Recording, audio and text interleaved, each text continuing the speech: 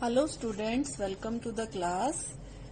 जी students, हम ray optics and optical instruments unit number 6 कर रहे हैं 10+2 फिजिक्स का। अपने लास्ट लेक्चर में बेटा हमने डिस्कस किया about spherical mirrors, reflecting surfaces की बात कर रहे थे हम। तो अपने लास्ट लेक्चर में हमने स्फेरिकल जो मिरर्स हैं यानी कि रिफ्लेक्टिंग सरफेसेस है जो स्फेरिकल होते हैं उनके बारे में डिस्कस किया। इसमें हमने बेटा देखा कि कनकेव एंड कन्वेक्स दो तरह के मिरर होते हैं। कनकेव मिरर जिसको हम कन्वर्जिंग बोलते हैं और कन्वेक्स मिरर जिसको हम डाइवर्जिंग मिरर बोलते हैं। ठीक है, कनकेव मिरर को कन्वर्जिंग इसलिए बोलते हैं कि इसमें सारी जो पैरेलल रेज ऑफ लाइट्स हैं, लाइट है वो क्या करती है, एक ही पॉइंट पे कन्वर्ज हो जाती है, इकट्ठी हो जाती है आके। तो ये क्या कहलाता है, इसी वजह से कन्वर्जिंग कहलाता है। यहाँ पे क्या होता है बेटा, जो रेज हैं ये डाइवर्ज हो जाती हैं according to laws of reflection. ये यहाँ पे सरफेस पे टकरा के क्या हो जाती है, जिस एंगल पे आई है उसी एंगल पे क्या हो जाती है, डाइवर्ज हो जाती है, रिफ्लेक्ट हो जाती है। तो इसको हम क्या बोलते हैं, डाइवर्जिंग मिरर बोलते हैं।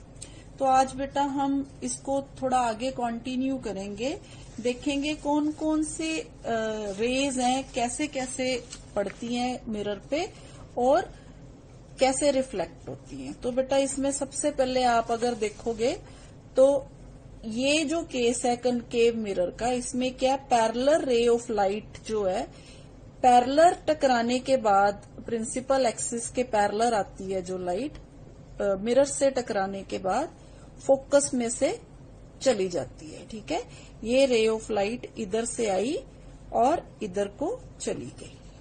ठीक है बेटा।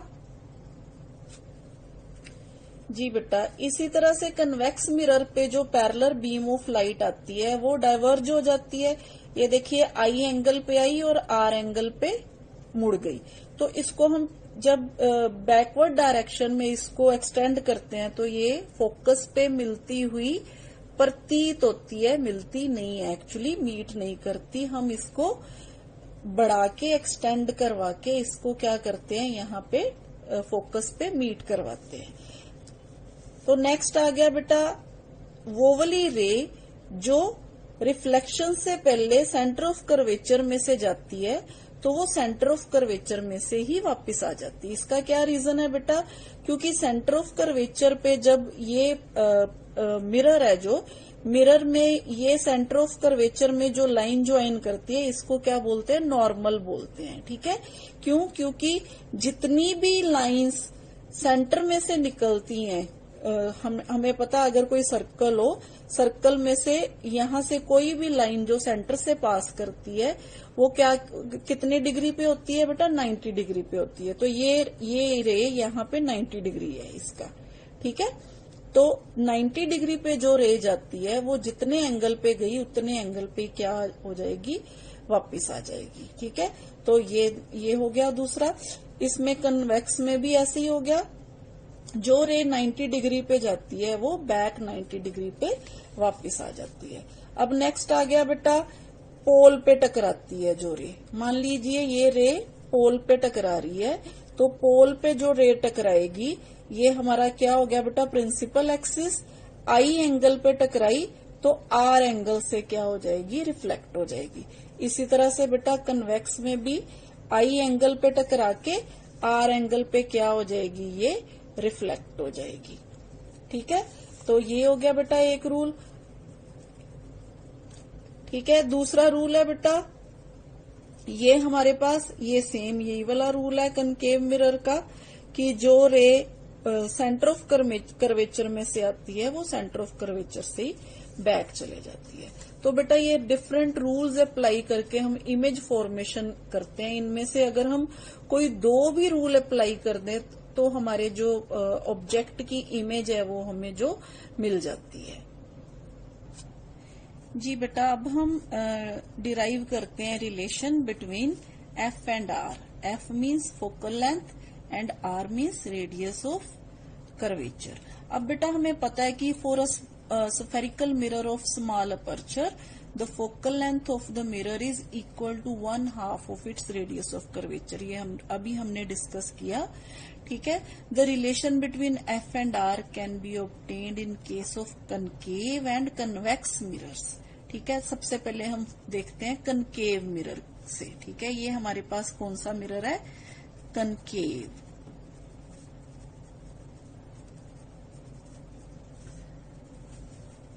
हाँ जी बेटा, कनकेव मिरर में हमारे पास मान लीजिए ये हमारे पास मिरर है, ठीक है। ये इसका क्या है बेटा, पोल है, ये इसका अपर्चर है। तो हमारे पास मान लीजिए एक रे ऑफ लाइट आ रही है parallel to the principal axis. अभी हमने किया, जो ray parallel to the principal axis आती है वो कहाँ से निकलती है बेटा, फोकस में से होके निकलती है। तो ये हमारे पास आ गया फोकस, ठीक है। अब बेटा जितनी दूरी पे फोकस है उतनी ही दूरी पे यहां से क्या होगा बेटा, सेंटर ऑफ कर्वेचर। तो यहां पे क्या हमारे पास सी, तो सी है जो सी से गुजरता हुआ यहां पे क्या होगा हमारे पास, नॉर्मल। ये हमारे पास आ गया बेटा नॉर्मल। तो हमारे पास ये जो है इंसिडेंट रे है, जो ऑब्जेक्ट मान लीजिए यहां पे कोई दूर कोई ऑब्जेक्ट है ओ, ठीक है। ओ ऑब्जेक्ट से ये इंसिडेंट रे आ रही है, यहां रिफ्लेक्ट होके ये एफ में से वापस चली जाती है। अब मान लीजिए बेटा ये थीटा एंगल पे आई, तो जिस एंगल से बैक जाएगी वो भी एंगल क्या होगा, थीटा, ठीक है। अच्छा, अब हम अपनी कैलकुलेशन आसान करने के लिए यहां से क्या कर देते हैं, परपेंडिकुलर ड्रॉप कर देते हैं एन, ताकि जो हमने डिस्टेंस पोल से मापने हैं वो क्या हो जाए, हमारे लिए आसान हो जाए मेजर करने। तो बेटा ये होगी हमारे पास इंसिडेंट रे, ये होगी रिफ्लेक्टेड रे, जो according to law of reflection है, जो रिफ्लेक्ट की है। यहाँ पे ये एंगल आई है, ये एंगल आर है, क्लियर। अच्छा बेटा, अगर ये एंगल थीटा है तो ये एंगल भी क्या हो गया बेटा, थीटा, ठीक है। अब देखिए बेटा, हमारे पास मान लीजिए ये पॉइंट ए है। अब ये देखिए ए सी एफ बेटा हमारे पास एक ट्रायंगल बन रहा है। इस ट्रायंगल में ये दो एंगल्स दिए हुए हैं, थीटा, ये भी थीटा। ये कौन सी साइड है इसकी ट्रायंगल की, अगर ये वाला एंगल लें तो हम इसको बोलते हैं एक्सटीरियर एंगल। तो हमें पता है, मैथमेटिक्स में हमने पढ़ा हुआ है कि किसी ट्रायंगल का एक्सटीरियर एंगल जो होता है वो अपने अंदर वाले सामने वाले दो एंगल्स का सम होता है। तो ये किसके बराबर हो गया बेटा, 2 थीटा के बराबर हो गया, ठीक है। बस अब हमारे पास ये जो डिस्टेंस है पीएफ, पीएफ किसके बराबर है हमारे पास, पीएफ यहाँ पे ये हमारे पास स्मॉल एफ के बराबर है। इसी तरह पीसी जो है वो हमारे पास कैपिटल आर के बराबर है, ठीक है। अब हमने रिलेशन फाइंड आउट करना है एफ एंड आर में। तो सबसे पहले बेटा हम इसमें से ले लेते हैं ट्रायंगल। ये हमारे पास आ गया ए सी एन, ठीक है, from triangle A N C, ठीक है। यहां से अगर हम टेंजेंट थीटा फाइंड आउट करें तो कितना आएगा, tangent theta is equal to A N divided by N C. जी बेटा, अब एन और पी है ना जो, वो बहुत क्लोज है। एन और पी इन दोनों के बीच में ये जो डिस्टेंस है बहुत कम है। तो जहां पे हम एन लेंगे ना, वहां पे हम एन को पी लिख सकते हैं, ठीक है। अगर हम एन लिख रहे हैं तो पी और एन क्योंकि बहुत क्लोज है, ये जो डिस्टेंस है इनमें ये ना के बराबर है, तो हम एन की यहाँ पे एन की जगह पे क्या ले लेंगे, यहाँ पे पी ले लेंगे। तो बेटा ये हमारे पास आ गया ए एन बटा एन सी, तो इसको हम लिख लेंगे ए एन बटा P C which is equal to A N by R, ठीक है। इसी तरह से बेटा ये एक ट्रायंगल है हमारे पास A N F, from triangle A N F, यहां से टेंजेंट 2 थीटा की वैल्यू निकाल लेंगे which is A N divided by N F, ठीक है। Again A N as it is, N F की जगह हम पी एफ लिख देंगे। अब पी एफ हमारे पास किसके बराबर है बेटा, स्मॉल एफ के बराबर है, तो आ गया स्मॉल एफ। ठीक है, अब अगर हम बेटा इसको इक्वेशन नंबर 1 मान लें, this is equation number 1 and this is equation number 2। 1 and 2 से अगर हम थीटा और थीटा कंपेयर करें, सबसे पहले बेटा ये टेंजेंट थीटा है, ठीक है, तो हमारे पास tangent theta A N by R आ गया। अभी हमने बोला कि अपर्चर स्मॉल है, अगर अपर्चर स्मॉल है बेटा तो हम यहाँ पे इसको लिख सकते हैं theta is equal to A N by R. ठीक है, इसी तरह से बेटा यहाँ पे 2 theta is equal to A N by F. ठीक है, यहां से हमारे पास थीटा किसके बराबर आ गया, ए एन बाई 2f के बराबर आ गया। ठीक है, तो हम क्या करते हैं बेटा, ये दोनों इक्वेशंस को, इसको मान लेते हैं हम 1 और इसको मान लेते हैं हम 2। इन दोनों इक्वेशंस को क्या करेंगे, हम इक्वेट कर देंगे, यहां भी थीटा यहां भी थीटा, तो A N by R is equal to A N by 2f। ठीक है, फ्रॉम 1 एंड 2 ए एन, यहां से ए एन कैंसिल हो गया, तो हमारे पास आ गया बेटा 1 by R is equal to 1 by 2f। तो यहां से आ गया बेटा हमारे पास r is equal to 2f। एक तो ये रिलेशन हो गया बेटा, दूसरा रिलेशन हमारे पास क्या हो गया, यहीं से जो हमारे पास, क्योंकि r है जो डबल ऑफ फोकल लेंथ के बराबर है, तो फोकल लेंथ फिर क्या हो गया बेटा 1 बाई 2 इंटू आर या r बाय 2। ठीक है, तो ये आ गया बेटा रिलेशन हमारा फोकल लेंथ और रेडियस ऑफ कर्वेचर के बीच में। जी बेटा, same relation we can derive for convex mirror. ठीक है, this is convex mirror. Convex mirror में भी हमारे पास 2 ट्रायंगल बनेंगे बेटा, जैसे यहां बने थे ए एन सी, यहाँ पे भी ए एन सी। सेम ए एन सी में से हम टेंजेंट थीटा निकाल लेंगे, सेम इसी तरह से हम ए एन एफ में से 2 थीटा निकाल के रिलेशन जो आएगा हमारा अगेन वही आएगा कि 1 बाय जो हमारा 2 इंटू आर है वो किसके बराबर है, एफ के बराबर है, और आर है जो वो 2 टाइम्स ऑफ फोकल लेंथ के बराबर है। जी बेटा, अब हम डिस्कस करेंगे अबाउट मिरर फॉर्मूला। तो मिरर फॉर्मूला जो डिराइव करने से पहले, सबसे पहले हम इसके बारे में बेटा देखेंगे न्यू कार्टेशियन साइन कन्वेंशंस जो हम मिरर फॉर्मूला डिराइव करने के लिए यूज करते हैं। ठीक है, साइन कन्वेंशंस मीन्स कौन कौन से साइन लेने हैं हमने, अगर कनकेव मिरर है या कन्वेक्स मिरर है। जी बेटा, न्यू कार्टेशियन साइन कन्वेंशंस क्या है बेटा, इसमें हम ये देखते हैं कि सबसे पहले जो रूल्स अप्लाई करते हैं, साइन कन्वेंशंस लेते हैं। पहला ये बेटा कि जो डिस्टेंसेस हम मेजर करते हैं, सारे डिस्टेंसेस हम पोल से मेजर करते हैं। ठीक है, ये यहाँ इसका पोल है, ये इसका पोल है। मान लीजिए हमने इधर से ये यहाँ पे कोई ऑब्जेक्ट पड़ा है या यहाँ पे कोई ऑब्जेक्ट पड़ा है, तो हमने ऑब्जेक्ट की जो दूरी देखनी है वो पोल से देखनी है। हमने P से इधर जाना है, इसी तरह से हमने यहाँ पे भी P से देखनी है ऑब्जेक्ट की जो दूरी होती है। ठीक है, यहाँ इमेज फॉर्मेशन जो भी होता है वो हमने P से मेजर करना है। तो all the distances are measured from the pole of the mirror. First point ये हो गया बेटा। अब जो सेकंड पॉइंट है बेटा वो इसका है कि जो distances in the direction of incident ray होते हैं वो सारे पॉजिटिव होते हैं, और जो ऑपोजिट टू इंसिडेंट रे होते हैं वो सारे क्या होते हैं, नेगेटिव होते हैं। जैसे मान लीजिए बेटा यहाँ पे इंसिडेंट रे इधर आ रही है, ये इंसिडेंट रे है। ठीक है, हमें पता है कि इंसिडेंट रे है जो फोकस में से जो पैरेलल होती है, यहाँ फोकस में से निकल जाती है। तो बेटा इंसिडेंट रे की डायरेक्शन जो है लेफ्ट टू राइट है, पर अगर हम P टू F कोई डिस्टेंस मेजर कर रहे हैं तो वो P टू F जो है राइट टू लेफ्ट है। तो इसका मतलब ये हुआ कि यहाँ पे PF है जो वो किसके बराबर होगा, -F के बराबर होगा। ठीक है। बट बेटा इन case of convex mirror P F है जो वो किसके बराबर होगा, प्लस फोकल प्लस एफ के बराबर होगा, क्योंकि ये डिस्टेंस है जो वो ये इंसिडेंट रे की डायरेक्शन में है। यहां से हमने देखा कि जो लाइट है पैरेलल लाइट है जो वो क्या जाती है यहां से,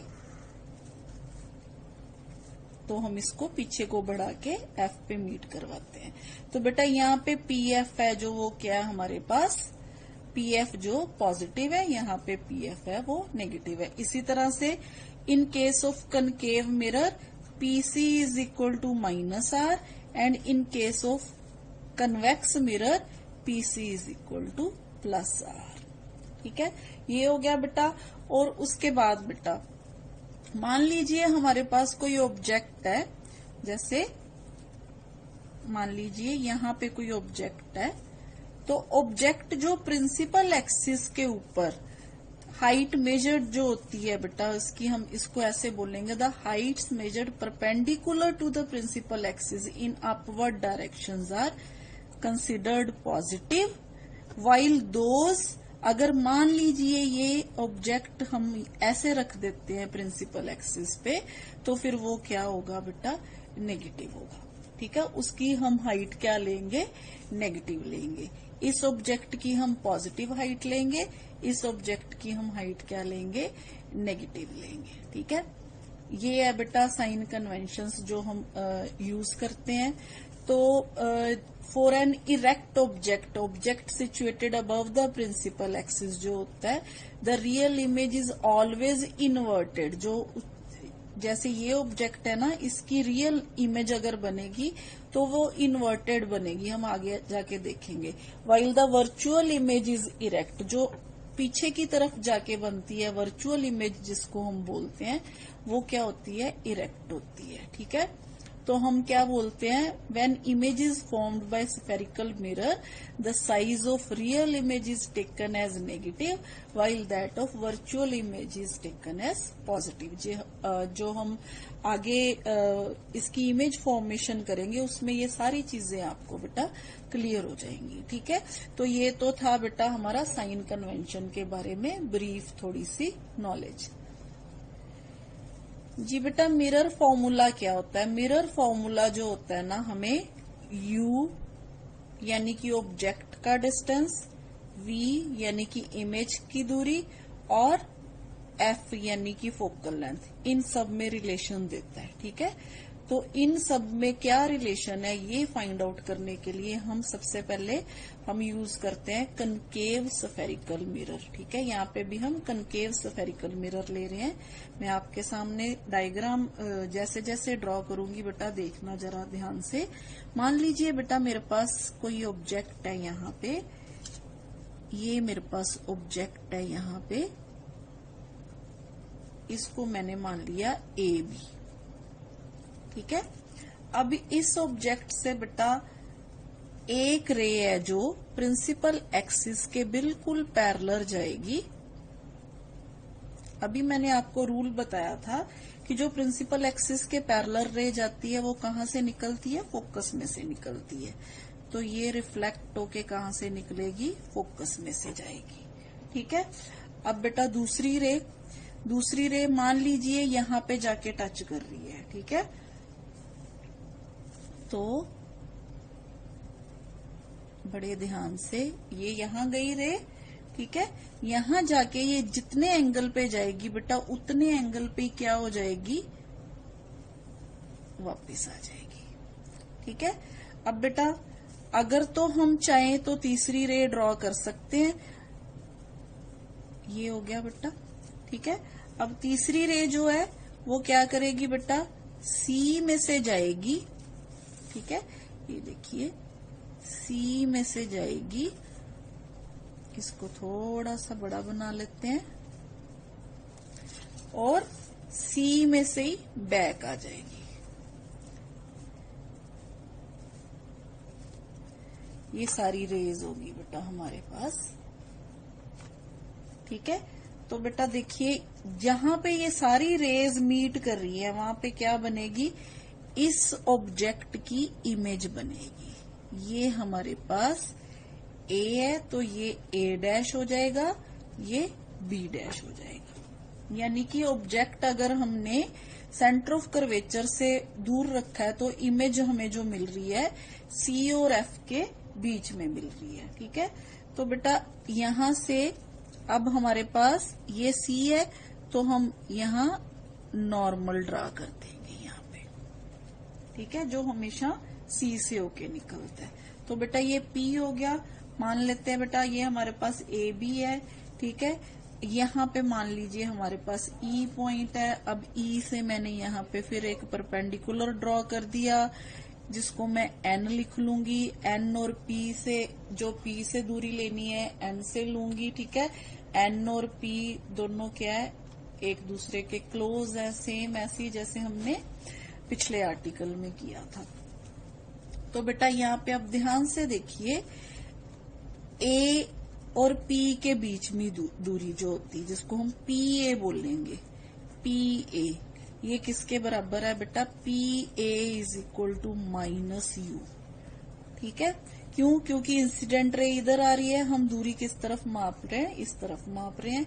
इसी तरह बेटा पी और ए डैश में, P A dash is equal to minus V, P F is equal to minus F, P C is equal to minus R. ये सारी जो साइन कन्वेंशंस है हम यहाँ पे यूज करेंगे। ठीक है, तो बेटा ये तो था हमारी इमेज फॉर्मेशन। इसमें ये हमने जैसे जैसे ए बी क्या ऑब्जेक्ट है, एक रे पैरेलल आ रही है, फोकस में से जा रही है, दूसरी रे या ये है, तीसरी रे ये है। ठीक है, सारी जहां पे मीट कर रही है वहां पे क्या बन रहा है, इमेज बन रही है। तो अब हम रिलेशन फाइंड आउट करने के लिए सबसे पहले क्या करते हैं बेटा जी, बेटा अगर आप यहां ध्यान से देखो, ए डैश बी डैश एफ और ई एन एफ ये दोनों ट्राइंगल्स क्या है, सिमिलर ट्राइंगल्स हैं। ठीक है, now triangles A dash B dash F and E N F are similar. ठीक है, अगर ये ट्राइंगल सिमिलर है बेटा तो हम ऐसे लिख सकते हैं ना, A dash B dash N E. ठीक है, A dash B dash N E is equal to A dash F, इधर से N F, A dash F N F. ठीक है, अब हमारे पास आ गया बेटा ए डैश बी डैश ऐसे का ऐसे। अब एन ई, ये वाला डिस्टेंस एन ई और ए बी दोनों सेम है ना, तो यहाँ पे मैं एन ई की जगह पे ए बी लिख दूंगी। ठीक है, क्योंकि N E is equal to A B अगर हम देखें तो। ठीक है, तो ए डैश एफ किसके बराबर है बेटा, ये देखिए ए डैश एफ को अगर मैं P A dash minus P F लिख दूं कोई फर्क तो नहीं ना पड़ेगा, तो मैंने लिख दिया P A dash minus P F by ये एन। ये मैंने आपको पहले भी बोला था बेटा एन और पी सेम है, तो यहाँ पे हम एन एफ की जगह क्या लिखेंगे, पी एफ लिखेंगे। So this is equation number 1 जी। बेटा इसी तरह से अब ध्यान से देखिए, हमारे पास ए बी पी और A dash B dash P ये दोनों ट्राइंगल्स भी क्या है, सिमिलर हैं। ठीक है, तो also triangles A B P and A dash B dash P are similar. हाँ जी बेटा, अब अगर ये ट्राइंगल्स सिमिलर हैं तो हम इसके लिए भी ये लिख देंगे ए डैश बी डैश और A B is equal to बेटा पी ए डैश और पी ए डैश और पी ए। देखिए बेटा आप ध्यान से देखिए, हम सब में पी पी पी लेके आ रहे हैं, क्यों, क्योंकि सारे डिस्टेंसेस हमने पी से मेजर करने हैं। तो हम जितने भी वैल्यूज हैं उनको क्या कोशिश कर रहे हैं कि पी पी से शुरू करें, ठीक है। तो इसीलिए हमने इसको ए डैश एफ को भी ऐसी इक्वेशन में चेंज कर दिया जो डिस्टेंसेस हैं वो पोल से शुरू हो रहे हैं, ठीक है। तो ये हो गया बेटा हमारे पास, यहाँ पे हमारे पास इक्वेशन नंबर 2, ठीक है। अब देखिए बेटा यहाँ पे भी A dash B dash divided by A B, यहाँ पे भी A dash B dash divided by A B. इसका मतलब ये दोनों इक्वेशंस जो हैं बराबर हैं, तो हम इक्वेट कर देते हैं फ्रॉम 1 and 2, फ्रॉम 1 and 2। तो ये हमारे पास क्या हो जाएगा, बराबर हो जाएगा P A dash minus P F by P F is equal to P A dash by P A. बस बेटा यहाँ ये हमारे पास इक्वेशन आ गई। अब हमने कुछ नहीं करना, हमने ये सारी वैल्यूज हैं जो यहाँ पे पुट कर देनी है, ठीक है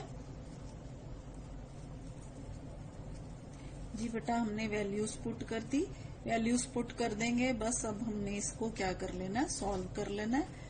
और हमारे पास आ गया यहाँ से v minus F by F is equal to v by U. यहाँ से माइनस और माइनस कैंसिल हो गया, ये माइनस है इसलिए ये रकम जो है ये उलट गई। तो यहाँ से हमारे पास आ गया बेटा और v by F minus 1 is equal to v by U, ठीक है। ये हमने तोड़ दिया इसको, तो ये आ गई इक्वेशन, ठीक है। तो यहाँ से हमारे पास आ गई और 1 by F minus 1 by V is equal to 1 by U, ठीक है। तो यहाँ से हमारे पास आ गया 1 by U plus 1 by V is equal to 1 by F.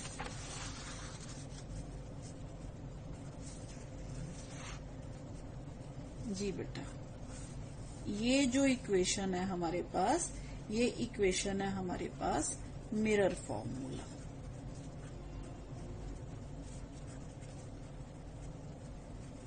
जो हमें रिलेशन बता रही है यू, वी और एफ में, ठीक है जी बेटा। Same relation we can find for convex spherical mirror, ठीक है बेटा। अब आप अगर देखो बेटा, जो इमेज फॉर्मेशन होती है उसमें इमेज का साइज और ऑब्जेक्ट का साइज मैटर करता है, ठीक है।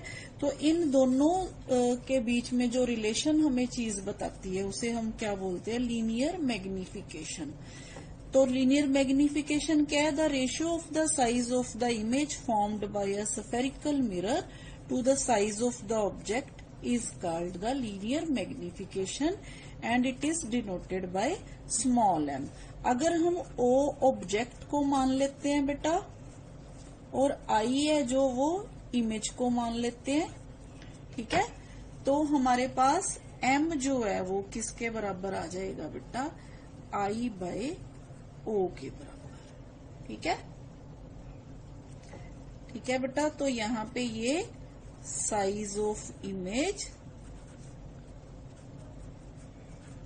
और यहाँ पे ये साइज ऑफ ऑब्जेक्ट, ठीक है।